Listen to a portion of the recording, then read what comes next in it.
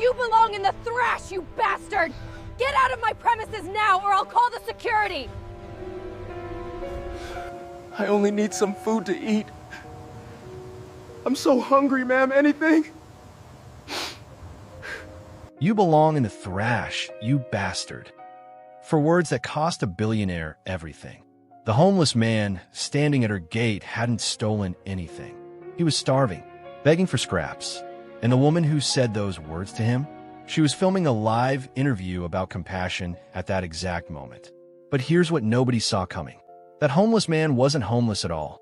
He was a test, a setup, orchestrated by the one person she trusted most, her own boyfriend.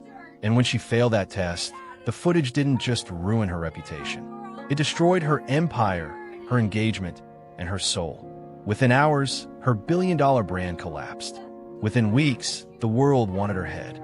Within months, she was the one begging for forgiveness. But the twist? The real twist that changes everything? That comes later. And when you hear it, you'll question everything you thought you knew about guilt, mercy, and whether some people deserve a second chance. Subscribe now, because what happens next will make you rethink every harsh word you've ever said. Now, let me take you to where it all started.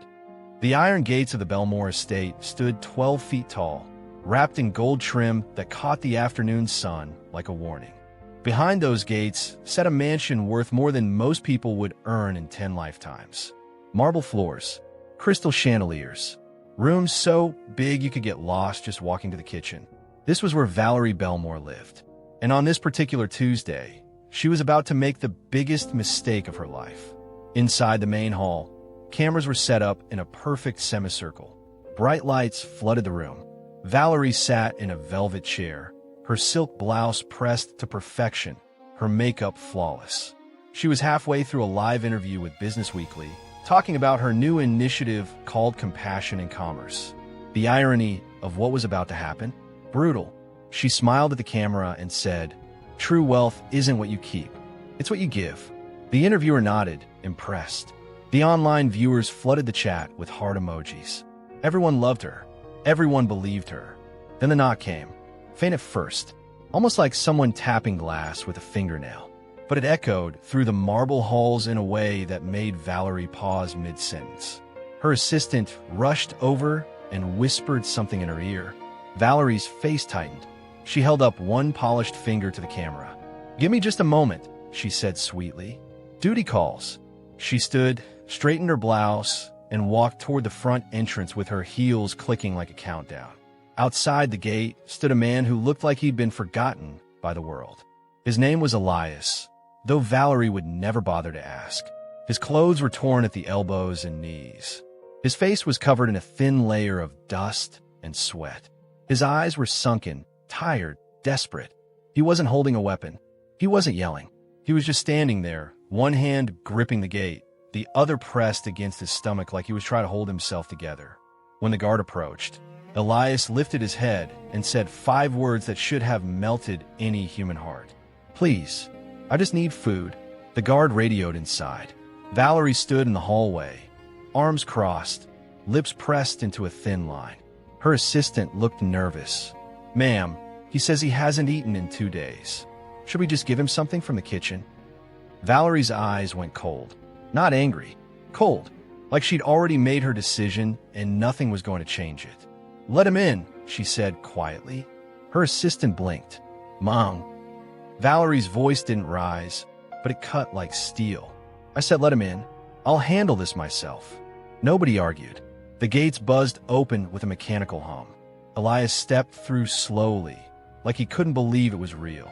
He walked up the long driveway, past the fountain, past the rose bushes trimmed into perfect shapes. When he reached the front door, Valerie was already standing there. Her arms were still crossed. Her face was unreadable. Elias stopped a few feet away and dropped to his knees. Tears started streaming down his cheeks, cutting through the dirt like rivers through dry land. "Ma'am," he whispered, "please, anything, even scraps. I just need to eat." And that's when Valerie Bellmore said the words that would destroy her entire life. But before we get to that, let me ask you something. Have you ever said something in anger that you couldn't take back? Something that haunted you for years? Drop a comment and tell me. Because what comes out of Valerie's mouth next, it's worse than you think. Valerie stared down at Elias like he was something stuck to the bottom of her shoe. Her staff stood frozen behind her, eyes wide, mouths slightly open.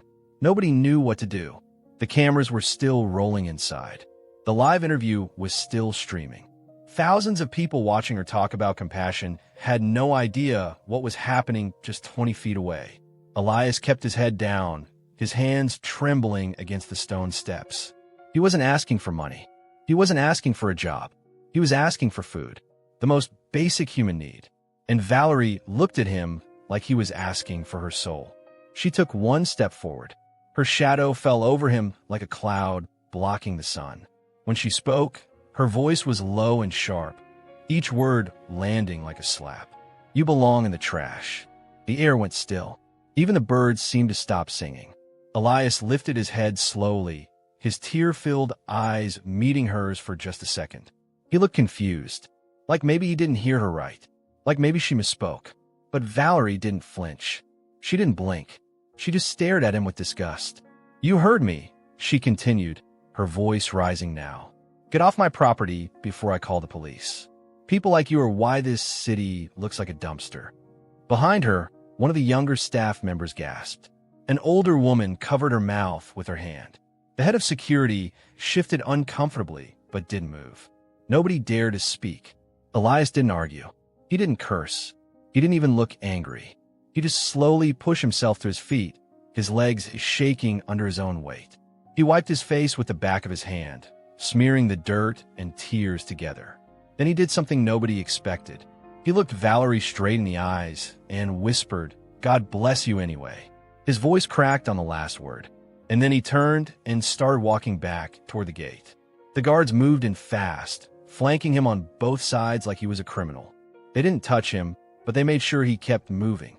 Elias walked slowly, his shoulders slumped, his head down. He looked smaller now, broken, like those 4 words had crushed something inside him that would never heal. Valerie watched him leave without a single flicker of regret on her face. She smoothed down her blouse, checked her reflection in the glass door, and walked back inside like nothing had happened. The interview was still going. The host was checking her notes. Valerie sat back down in her velvet chair, smiled at the camera, and said, Sorry about that. Now, where were we? But what Valerie didn't know was that someone had been watching the whole thing. Someone she loved. Someone she trusted more than anyone in the world. And that someone was standing by the upstairs window with his phone in his hand, recording every single second. His name was Adrian Voss. He was her boyfriend, the man she thought would propose to her that weekend. And as he watched Elias being escorted out like garbage, Adrian's jaw tightened. His finger hovered over the stop button on his phone, but he didn't press it. Not yet, because he needed to see this. He needed proof. Here's the question nobody was asking yet. Why was Adrian recording? Why did he look like he expected this to happen? And who really was Elias?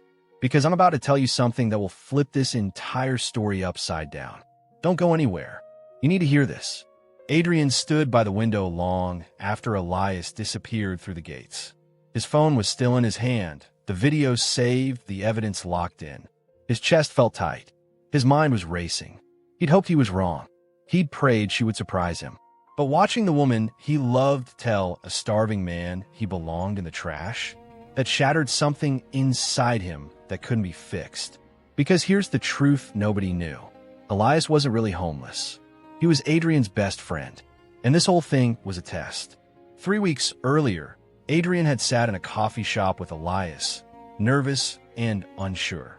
They'd been friends since college, brothers in every way that mattered. Adrian had been planning to propose to Valerie that month. He'd bought the ring. He'd picked the restaurant. He'd even written a speech. But something kept nagging at him.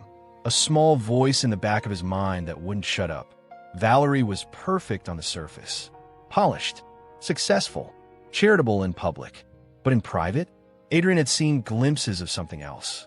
The way she talked about the servers at restaurants. The way she rolled her eyes at people asking for change on the street.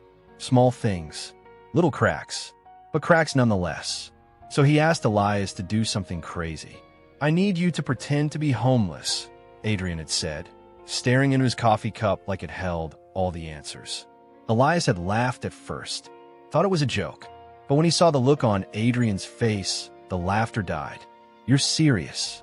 Adrian nodded. "I need to know who she really is. Not the version she shows the cameras.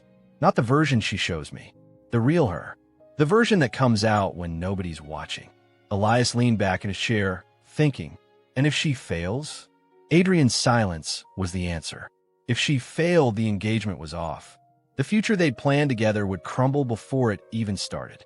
Elias had agreed, not because he wanted to ruin Adrian's relationship, but because he loved his friend enough to protect him from mistake. They planned it carefully. Elias would dress in torn clothes, dirty his face, and show up at Valerie's estate on a day when Adrian knew she'd be home. He wouldn't ask for money, just food, the simplest, most human request. If Valerie had even a shred of real compassion, she'd help him. Maybe she'd be cautious. Maybe she'd have the staff bring something out.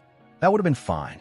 But what Adrian never expected, what Elias never imagined, was the venom, the disgust, the cold, calculated cruelty of those 4 words. Now Adrian paced his penthouse, the video playing on loop in his mind. He didn't need to watch it again. Every word was burned into his memory. His phone buzzed. A text from Valerie. "Dinner tonight? I'm thinking Italian. Miss you." He stared at the message for a long time. She had no idea what she'd just done. No idea that her entire world was about to collapse. Adrian's thumb hovered over the keyboard. He wanted to reply, wanted to scream at her through the screen. But instead, he just set the phone down and walked to the window. Below, the city sparkled in the fading light. Somewhere out there, Elias was probably sitting in his real apartment, washing off the makeup, trying to forget what it felt like to be treated like trash. What would you do if you were Adrian? Would you confront her? Forgive her? Or would you do what he's about to do next? Because his next move won't just end the relationship. It'll end everything she's ever built. Stay with me. This is where it gets dark. 2 days later, Valerie stood under a ceiling of crystal chandeliers in the grand ballroom of the Sinclair Hotel. She wore a silver gown that caught the light with every step, her hair swept back in an elegant twist, her smile bright enough to light up the room. This was her night, her charity gala, the event she'd been planning for 6 months. The theme? A future without poverty. 500 guests, politicians, CEOs, influencers, all of them dressed in their finest, sipping champagne, writing checks they'd never miss. And Valerie was the star of it all, the compassionate billionaire, the woman who cared. If only they knew what had happened 48 hours earlier. The speeches started at 8. Valerie took the stage to thunderous applause. She gripped the microphone like it was her lifeline and began. "Poverty isn't just about money," she said, her voice smooth and practiced. "It's about dignity. It's about seeing people for who they are, not what they lack. Tonight, we're here to build a world where no one is invisible." The crowd erupted. People stood. Cameras flashed. Social media exploded with praise. Valerie's smile widened. She soaked it all in. Every clap, every cheer, every lie she was selling. Because that's what it was. A performance. And she was the lead actress in her own twisted play. Adrian arrived late. He slipped through the side entrance, his black suit perfectly tailored, his face unreadable.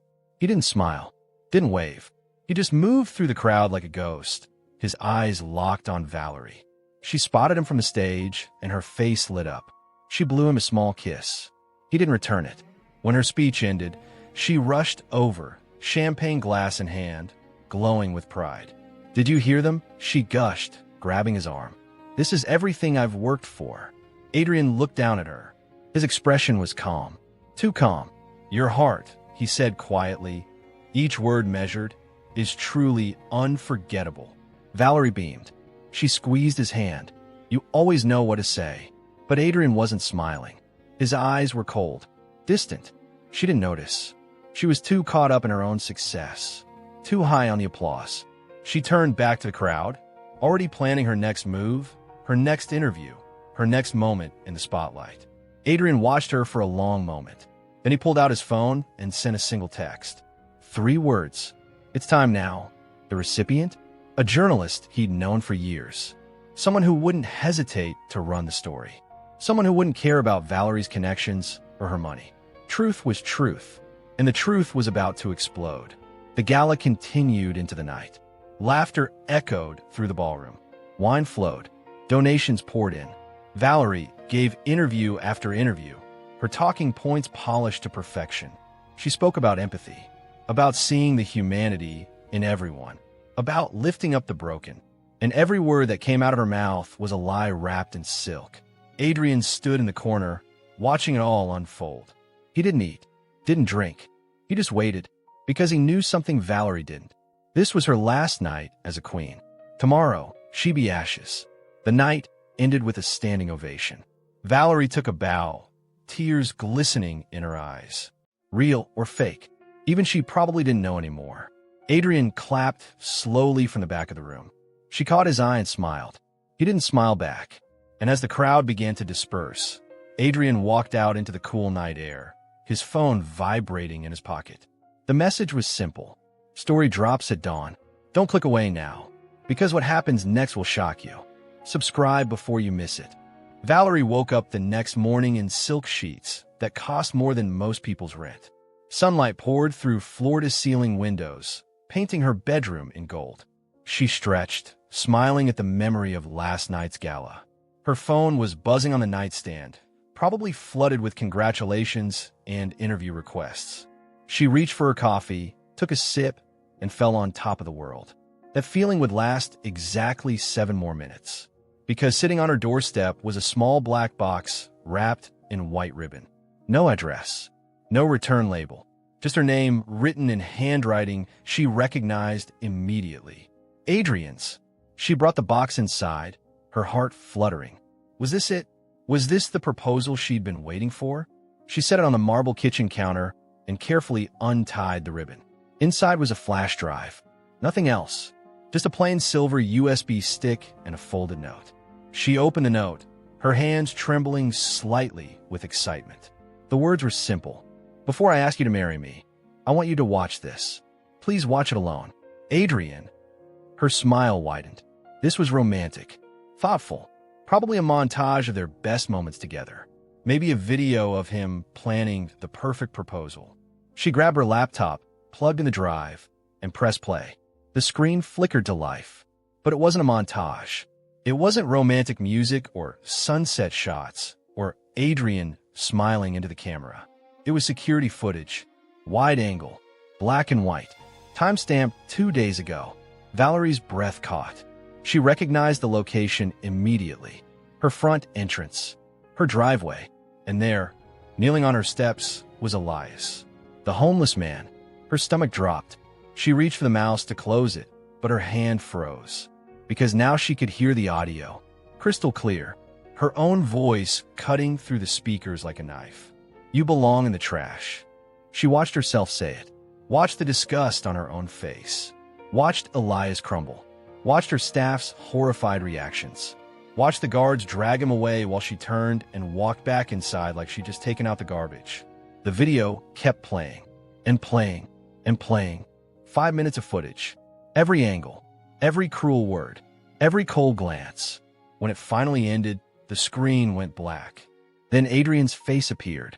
He wasn't smiling. His eyes were red. His voice was steady but broken. That man you insulted is my best friend. His name is Elias Kane. He's a teacher, a father, a good man. And I asked him to test you. I am sorry, Valerie, but I can't marry someone capable of this. The video ended. Valerie sat in complete silence, her coffee forgotten, her hands shaking. Her mind raced through 1,000 thoughts at once. It was a test. Elias wasn't homeless. Adrian had orchestrated the whole thing. But why? Why would he do this? And then a worse thought crashed into her like a freight train. Who else has this video? Her phone started buzzing. Not just once, not just twice. It was exploding. Calls, texts, notifications flooding in so fast the screen couldn't keep up. She grabbed it with trembling hands and opened her messages. The first one was from her publicist. Call me now. Emergency. The second was from her business partner. What the hell did you do? The third was a link to a news article. She clicked it, The headline made her blood run cold. Billionaire feminist caught on camera telling hungry man he belongs in trash. Below, it was a still frame from the video. Her face, her words, her cruelty frozen in time for the entire world to see. The article had been published 11 minutes ago. It already had 40,000 shares. Valerie dropped her phone. It clattered against the marble floor. And for the first time in her entire privileged life, she realized something terrifying. She had no control anymore. What happens when your worst moment goes viral? When millions of people watch you fail the most basic test of humanity. Stay right here, because Valerie's world is about to burn.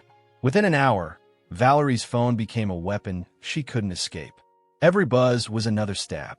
Every notification was another piece of her life crumbling. She stood in her kitchen, frozen, watching the world dismantle her reputation in real time. The article had spread like wildfire. Twitter was a war zone with her name trending at #1. Instagram comments on her charity gala posts turned vicious. People who'd praised her 24 hours ago were now calling her a monster, a fraud, a hypocrite wrapped in designer clothes. The video was everywhere, reposted, remixed, analyzed frame by frame. And there was nowhere to hide because the internet never forgets and it never forgives. Her publicist called 14 times before Valerie finally answered. "What were you thinking?" The woman's voice was shrill, panicked. "Do you have any idea what's happening right now? Your sponsors are pulling out. All of them. Your board is calling an emergency meeting. The charity wants their donation back. Valerie, this is a catastrophe." Valerie tried to speak, but her throat was dry. The words wouldn't come. "I didn't know," she finally whispered. "It was a test. Adrian set me up." Her publicist laughed. Not a happy laugh. A bitter, disbelieving one. "A test? You think that matters?" The video shows exactly who you are when nobody important is watching. That's what people care about. By noon, her company's stock had dropped 18%. By 2, 3 major sponsors had released statements cutting all ties with her brand. By 4, employees were resigning in waves, posting their own statements on social media about how they could no longer work for someone who treated people like garbage. Literally, the hashtag #YouBelongInTheTrash was trending worldwide. Memes flooded every platform. Her face photoshopped onto trash cans. Her voice remixed into songs, comics, parodies. She'd become the villain of the year in less than 6 hours. And the worst part? She couldn't defend herself. Because the video was real. Every word was real. Every disgusted look was real. Adrian never answered her calls. She tried 23 times. Each one went straight to voicemail. She left messages that started angry and ended desperate. "How could you do this to me? You destroyed my life over a stupid test." Then later, "Please, Adrian, please talk to me. I can explain. I was stressed. I didn't mean it." Then finally, "I'm sorry. I'm so sorry. Please make it stop." But he never replied, because he was done. He'd already moved his things out of her penthouse while she slept, already blocked her on everything, already sent the engagement ring back to the jeweler. He'd made his choice, and his choice was to walk away from the woman he thought he loved. Valerie locked herself in her penthouse that night. The lights of the city sparkled below her like a million judging eyes. She pulled the curtains shut and sat in the dark, scrolling through the comments. Thousands of people calling her every name imaginable, dissecting her past interviews for signs of fakeness, digging up old photos, old statements, anything to prove she'd always been a liar. And maybe they were right. Maybe this wasn't a mistake. Maybe this was just the first time she got caught being exactly who she'd always been. Her empire was crumbling. Her reputation was destroyed. Her relationship was over. And all because she couldn't show basic kindness to a man who was hungry. But here's what nobody knew yet. Elias wasn't done with her. Not even close. Because while the world was busy destroying Valerie online, he was about to do something that would change everything again. Something nobody saw coming. Not even Adrian. If you think you know where this story is going, you're wrong. Stay with me. 3 weeks passed. 3 weeks of silence. 3 weeks of Valerie sitting alone in a penthouse that suddenly felt like a prison. She stopped checking social media, stopped answering calls, Stopped pretending she had any control left. Her company was being sold off piece by piece. Her board had voted her out. Her name was poison. Every brand deal, every partnership, every carefully built connection had vanished overnight. She'd gone from billionaire icon to social pariah in less than a month. And the worst part wasn't the money or the fame. It was the mirror. Every time she looked at herself, she saw the woman from that video. Cold, cruel, unrecognizable. She started leaving the penthouse at odd hours. 3 in the morning. 5. Times when the streets were empty and nobody would recognize her. She'd walk for miles with a hood pulled low over her face, hands shoved in her pockets, trying to outrun the shame that followed her like a shadow. One morning, she found herself standing outside a small corner store. The same store where she used to send her assistant to grab overpriced organic juice.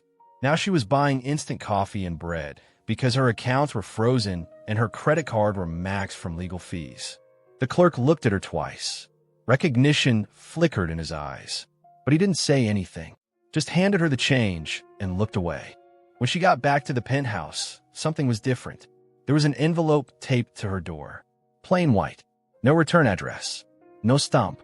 Just her name written in neat handwriting she didn't recognize. Her hand shook as she peeled it off and went inside.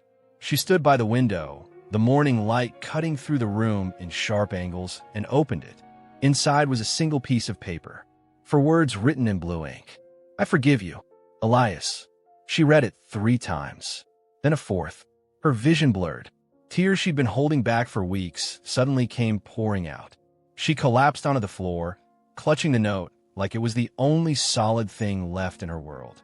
She ran to the door, threw it open, and looked down the hallway. Empty. She took the elevator down 32 floors, her heart pounding, her breath coming in short gasps. She burst through the lobby and onto the street, scanning every face, every corner. But Elias was gone. No sign of him anywhere. Just the morning traffic and strangers walking past without a second glance. She stood there on the sidewalk, people flowing around her like water around a stone, and felt more alone than she'd ever felt in her life. He'd come all the way here, left her a message, and disappeared again. Why? Why would he forgive her after what she'd done? She walked back inside in a daze. The doorman handed her something without a word. A paper bag, brown, crinkled, the kind you pack a lunch in. She opened it slowly. Inside was a sandwich. Nothing fancy, just bread, cheese, and some lettuce. And written on the bag in the same handwriting as the note was a message that broke her completely. Share this with someone who needs it. The simplest act of mercy, given by the man she'd told belonged in the trash. Valerie sat on the lobby floor, the bag in her lap, and cried until her throat was raw, because she finally understood. Elias didn't need her apology. He'd already forgiven her. But forgiving herself? That was a different kind of impossible. Have you ever been forgiven by someone you didn't deserve forgiveness from? How did it feel? Because what Valerie does next will either redeem her or destroy her completely. Don't go anywhere. This gets heavier. Valerie spent 2 days staring at that paper bag. She didn't eat the sandwich. Couldn't bring herself to. It sat on her kitchen counter like a monument to everything she'd destroyed. She kept reading the message. Share this with someone who needs it. Such simple words. But they carried the weight of a question she couldn't answer. Who is she now? Not the billionaire. Not the celebrity. Not the woman on magazine covers. Those versions were dead, burned alive by her own cruelty. So who was left? Just a hollow shell sitting in an empty penthouse with nothing but regret and a sandwich she didn't deserve. That's when she made a decision that would either save her or finish her off for good. She called her former publicist. The woman almost didn't answer. When she finally did, her voice was ice. "What do you want, Valerie?" No pleasantries. No pretending. Just cold business. Valerie's voice cracked when she spoke. "I want to do a live broadcast. A real one. No script. No lawyers. Just me. I need to apologize. Publicly." Silence on the other end. Then a bitter laugh. "You think an apology will fix this? The internet will eat you alive." Valerie closed her eyes. "I know, but I have to try. I need people to hear it from me. Not a statement. Not a tweet. Me, looking into a camera, and owning what I did. The broadcast was scheduled for 8 that evening. Word spread fast. Social media exploded with speculation. Some people said it was a publicity stunt. Others said she was finally going to show her true colors again. The hashtag Valerie's Last Stand started trending an hour before she went live. News outlets picked it up. Commentary channels prepared their reactions. Everyone wanted to watch the villain try to save herself. Or more likely, watch her fail spectacularly. When the stream went live, over 2 million people tuned in within the first 60 seconds. Valerie sat in a simple chair against a plain white wall. No makeup, no designer clothes, just jeans and a sweater. Her hair pulled back, her eyes red and puffy. She looked directly into the camera and started speaking. Her voice was quiet, shaking, but steady enough to be heard. 3 weeks ago, I said something unforgivable to a man who only needed food. I told him he belonged in the trash. I said it with disgust, with hatred, and I meant it in that moment. I'm not here to make excuses. I'm not here to ask for sympathy. I'm here to say that I was wrong. Completely, horrifically wrong. That man's name is Elias, and he showed me more grace in one note than I've shown anyone in my entire life. I don't deserve forgiveness. Not from him, not from any of you, but I'm asking anyway. The chat exploded. Thousands of comments flooding in every second. Some people called her fake. Others called her a coward. But some, just a small handful, said they believed her. Valerie kept talking. I built an empire on the idea of compassion, but I had none. I spoke about lifting people up while looking down on them. I was a hypocrite, and it took losing everything for me to see it. I can't undo what I did. I can't take back those words, but I can try to be better. Starting now, starting today. Her voice broke on the last word. Tears rolled down her cheeks. She didn't wipe them away. Then a comment appeared that stopped everything. It was from an account named Adrian_Voss. The verified checkmark glowed next to his name, and all it said was this: some lessons arrived too late. Valerie's face went pale. She read it on the screen. Her lips trembled. The broadcast ended 30 seconds later. She just sat there, staring at nothing, while millions of people watch her break. And the video of that moment? It went even more viral than the first one. Would you forgive her? Or is some damage just too deep? Drop your answer below in the comments, because we're not done yet. For months later, Valerie walked through the doors of a downtown shelter carrying 2 plastic bags filled with sandwiches. No cameras, no publicist, no announcement on social media. Just her, the food, and a desperate need to do something that mattered. She'd sold most of her assets by then. The penthouse was gone. The cars were gone. The designer clothes donated or thrown away. She was living in a small studio apartment with furniture from a thrift store and a mattress on the floor. Her bank account had enough to survive for maybe 6 more months if she was careful. Everything else had gone to legal settlements and paying back the charity gala donations that people demanded returned. She was nobody now, and somehow, that felt more honest than anything she'd ever been. The shelter smelled like soup and old coffee. Fluorescent lights buzzed overhead. Rows of cots lined the walls, separated by thin privacy curtains. People sat in clusters, some talking quietly, others staring at nothing. Valerie approached the volunteer coordinator, a tired woman with kind eyes and graying hair. "I'm here to help," Valerie said softly. The woman looked her up and down, then nodded toward the kitchen. "We need help serving dinner. 6 o'clock. Don't be late." No recognition in her eyes. No judgment. Just simple instruction. Valerie nodded and got to work.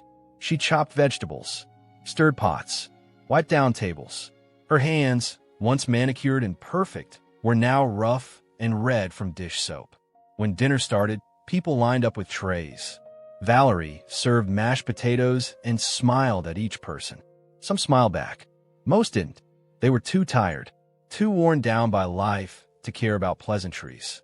And then she saw him, sitting at a table near the back by a small portable heater. Clean clothes, hair trimmed short, eyes calm and clear.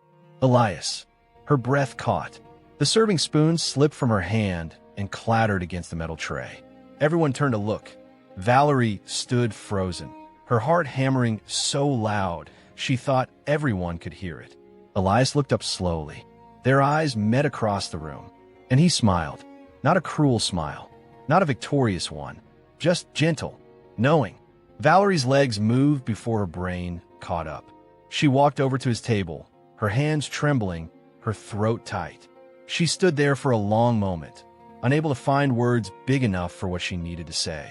Elias gestured to the empty chair across from him. "Sit," he said quietly. She sat. The noise of the shelter faded into background static.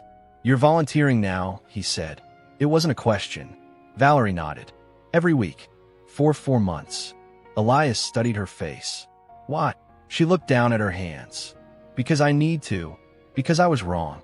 Because I don't know how else to live with what I did." Elias leaned back in his chair. "Do you know what the hardest part was?" he asked. "Not the words you said. I've heard worse. The hardest part was seeing someone choose cruelty when kindness would have been just as easy." Valerie's eyes filled with tears. "I'm so sorry," she whispered. "I know sorry doesn't fix it. I know it doesn't change anything. But I need you to know I'm sorry." Elias nodded slowly. "I forgave you the moment it happened," he said. "That note wasn't new information. I'd already let it go." Valerie looked up, confused. "Then why did you send it?" Elias's expression softened. "Because forgiveness isn't a word. It's a mirror. I wanted you to see what grace looks like when you're on the receiving end." Those words hit her like a physical blow. She couldn't speak, couldn't breathe, because he was right. She'd spent her whole life thinking she was generous, thinking she was kind, but she'd never really understood what those words meant until she was broken enough to need them herself. Elias stood up and placed a hand on her shoulder. "Keep doing this," he said. "Not for me, not for them, for you." Then he walked away, leaving Valerie sitting alone at the table with tears streaming down her face and the faint smell of soup in the air. If you've ever had to face someone you wronged, you know this feeling. That moment when words aren't enough, but they're all you have. Stay here, because the ending? You won't see it coming. 1 year later, Valerie had become a ghost. Not the kind that haunts. The kind that moves through the world unseen, unrecognized, unimportant. She'd gained weight from eating cheap food. Her hair had streaks of gray she never bothered to dye. Her face had lines that hadn't been there before. She looked like a completely different person. And maybe that was the point. She worked 3 part-time jobs now. Morning shift at a laundromat. Afternoons at a grocery store. Evenings at the shelter. Every spare dollar went into buying food for people who needed it more than she did. No fanfare. No posts. No redemption arc for the cameras. Just quiet, invisible work that nobody would ever praise her for. She started something small 6 months earlier. An anonymous foundation. No name. No logo. Just a P.O. box and a mission. She'd gather leftover food from restaurants and bakeries that would have been thrown away and redistribute it to shelters across the city. She did it alone mostly. Sometimes a volunteer or 2 would help. But Valerie never told anyone who she really was. To them, she was just Val, a middle-aged woman with tired eyes and a kind smile who showed up every single night without fail. And that's exactly what she wanted to be. Not the billionaire, not the villain, just someone trying to make up for a debt she knew she'd never fully repay. One rainy Thursday evening in November, Valerie stood outside a shelter on 5th Street handing out brown paper bags. Each one had a sandwich, an apple, and a bottle of water. The line stretched around the corner. Faces she'd come to recognize. Names she'd learned. Stories she'd heard. An older man named Glenn who'd lost his job during the pandemic. A young woman named Iris with 2 kids sleeping in her car. A veteran named Troy who hadn't spoken to his family in 8 years. She knew them now, really knew them, not as statistics or charity cases, but as people. Human beings with hopes and fears and dreams that hadn't died yet. The rain was coming down harder now. Valerie's jacket was soaked through. Her hands were numb from the cold. But she kept going, one bag at a time, one person at a time. Then halfway through the line, she felt dizzy. The world tilted sideways. She reached out to steady herself against the wall, but her legs gave out. She collapsed onto the wet pavement, the remaining bags scattering around her. People rushed over. Someone called her name. Someone else called for help. But Valerie couldn't hear them anymore. Everything was fading, going dark, And the last thing she felt was the cold rain on her face and the strange sense of peace that comes when you finally stop running from who you are. She never woke up. The paramedics said it was a heart attack. Quick, painless. She was gone before she hit the ground. When they searched her apartment, they found almost nothing. A mattress, a few clothes, a desk with stacks of receipts from food purchases, and a single paper bag taped to the wall above her bed. Written on it in faded ink were the words that had changed her life. Share this with someone who needs it. The news of her death barely made a ripple. A small obituary in the local paper. A few hundred people at her funeral. Most of them strangers she'd fed. People whose names she knew. People who'd never known hers. Elias stood at the back during the service. He didn't speak, didn't cry, just stood there with his hands in his pockets and his head bowed. When it was over, he walked to the front and placed something on her casket. A brown paper bag, empty except for a note inside. You found your way home. Rest now. And as he walked away, Adrian appeared beside him. The two men stood in silence for a long moment. Do you think she found peace? Adrian asked. Elias looked back at the casket one last time. I think she finally became the person she always pretended to be. We've all said things we can't take back. We've all been cruel when we should have been kind. But here's the real question. When you're given a second chance, what do you do with it? Valerie spent hers trying to earn forgiveness she already had. Maybe that's the lesson. Maybe redemption isn't about being forgiven. It's about learning to forgive yourself. Subscribe so you never miss stories that make you think. Share this if you believe people can change. And remember, every person you meet is fighting a battle you know nothing about. Choose kindness. Always.